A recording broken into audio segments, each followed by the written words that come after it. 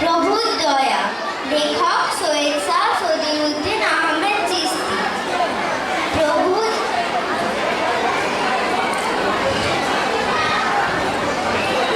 কৃষকের কাজ করছি আমি, জমির মালিক তিনি, কিসের চিন্তা বলো আমার, প্রভু চিন্তামণি। আমার বলতে নেই কিছু আর, সবই প্রভুর দান। চন্দ্র সূর্য আকাশ জমি সবই খোদার শান। সুখ দুঃখ জন্ম মরণ সবই যে তার হাতে, জাতির বিচার নেই করে তার